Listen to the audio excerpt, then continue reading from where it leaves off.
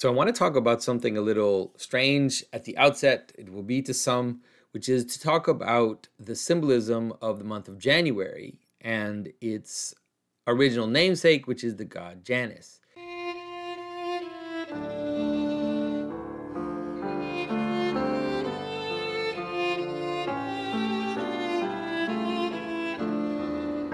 This is Jonathan Peugeot.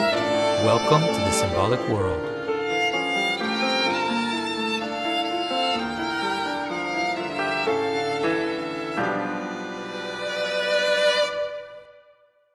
And so I don't tend to talk about pagan symbolism so much, but here I think meditating and pondering on the pagan symbolism will help us understand even some of the Christian symbolism, which appears at around this time.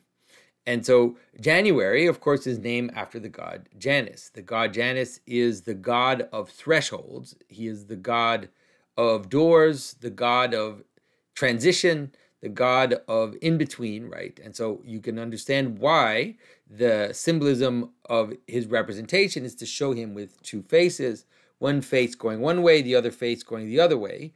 And you can understand it in different ways. People will interpret it sometimes and say, it's the past and the future. Sometimes you can see Janus with three faces, with one in the middle too. So it's like the past, the future, and the present. That is a good way to understand it. But, a better way to understand it is the symbolism of thresholds themselves, the symbolism of the transition between two spaces, the ambiguity of that transition. A lot of superstitions about thresholds can be understood that way. Because the threshold is in some ways, a place that is neither inside nor outside. And it has to be indefinite, by its very nature. Because, the marginal line between inside and outside doesn't actually exist physically, right? It's an imaginary boundary. And that boundary actually has no space in physically. Like if you tried to actually trace the exact line of where your house ends and begins, you wouldn't be able to find it exactly because there's always more. You can always crush it more and more until at some point it's actually just a virtual line that separates the inside and the outside. And that's why usually there's all these superstitions about thresholds, which is the idea that you shouldn't step on the thresholds. There are many traditions where stepping on the threshold of a door is bad luck. And so you should always step over the threshold in order to not step into the ambiguity, you could say, get trapped in Zeno's paradox, where you can't actually define where something starts and something ends. There's this kind of indefinite quality about the quality of inside and outside, which is related. And so this idea of Janus as this character that has two sides, as being the threshold, as being both inside and outside at the same time, you could say, or neither, representing both aspects of the transition. And so sometimes Janus is represented this way, which is that, it's usually the same head that is on either side. And then sometimes Janus is represented with difference between the different heads. And so there are different ways to do it. Sometimes it's masculine and feminine. Sometimes it is an older man and a younger man.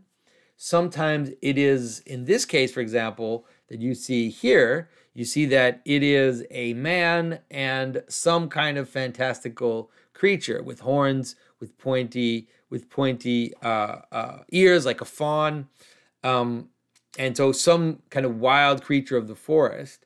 And so all of these are helping you to kind of understand that what it is, it's about a contrast. So think about this image here as being something like inside and outside. That is the man and the forest, the man and the monster, the inside and the outside. In the same way, you can see that if you understand it in time, you could understand it as youth and age. It really is about the problem of even like the place where past and future meet is an ambiguous space because it's looking in both directions at the same time.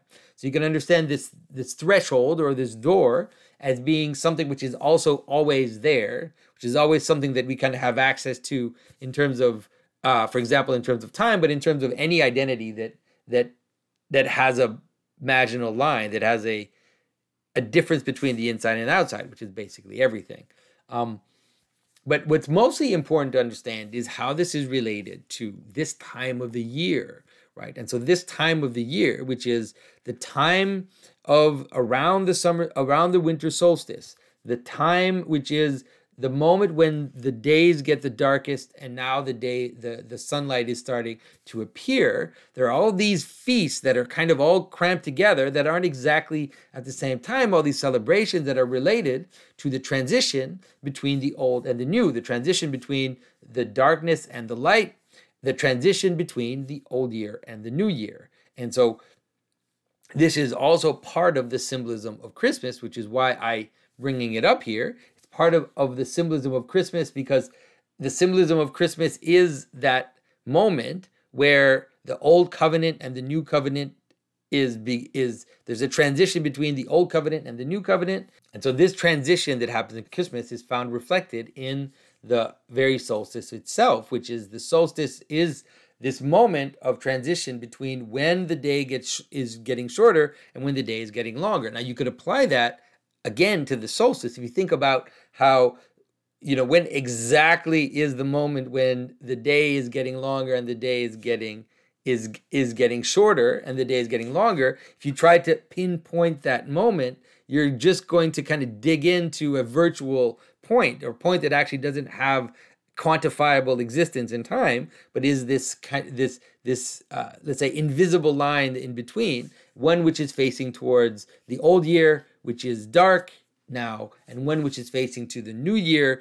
which is going to become light. And so you can understand it as, if you look at this image of the old man and the new man, as the man of darkness, right, which is the wild man, and you could say the man of light, which is the new man, the inside man and the outside man. See, all these images are all related to each other. So it can help you kind of understand what this symbolism is about and how it's related to Christmas. I've often said that the symbolism of Christmas is not straightforward. The symbolism of Christmas has in it both the light and the dark. It has the revelation of the Messiah and the slaughter of the innocents. It has, the coming of the king and the fleeing to Egypt. It has this duality to it, which is part of its symbolism. It is important to understand how it all fits together in terms of this idea. Now, it's also related to another symbolism, which, I'm just going to mention very quickly. And it was the theme of my patron-only video this month in December, which is that the mysterious symbolism of St. Nicholas and Krampus. And so this is, of course, the same type of symbolism which is related to St. Nicholas and his, let's say, dark, strange, demonic, contrasting accompaniments, where on the one hand you have the light and the dark, you have the angelic, the demonic, you also have the gift, the punishment. You can understand it as life and death, right? If you think about the inside and the outside, look at this image here and look how it's already promising something like the contrast between the bishop of light, the bishop St. Nicholas, and his dark and kind of evil counterpart that is a wild creature with horns, similar to the way in which the Janus figure is often represented. And so it can help you understand what it is that this duality, why this duality is related to this time of year and this time of transition. And so you can see that, all of it, if you want to understand all of the symbolism of this period, and you look at the symbolism, you'll see. So there are two types of symbolism.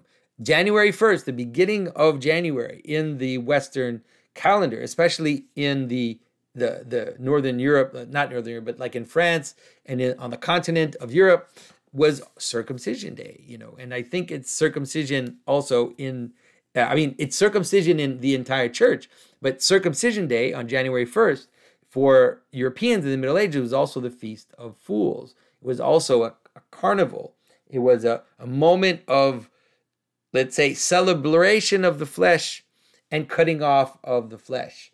So you kind of have a carnival where there's this weird celebration upside down and all of this stuff, and then there's a removal of the remainder of that old world and moving into the new world. So you can understand it again. If you look at the figure of Janus, you can see that symbolism there in the 1st of January, which is, on the one hand, you have the strange, you could say, foreskin, and then you have the celebration of that, which is related to carnival, which is related to monsters, which is related to these strange, ambiguous figures that live outside, that live in the forest, that dance and play the flute, and are also, lewd, and all of this kind of symbolism related to these outside figures. And then you have the new man, or the circumcised man, the one that is on the inside and is moving towards light, towards the future, towards rectification, all these types of words that can help you understand what it is that's going on. And so when you look at this symbolism, you'll see why it is always the contrast between dark and light in all the feasts. And this relates to the symbolism of the transition that happens at the solstice, but that also happens at Christmas. So hope you enjoy this, and that you had a happy new year. And that this will help you understand how this symbolism comes together. So thanks, everybody, and I'll talk to you very soon. Bye-bye.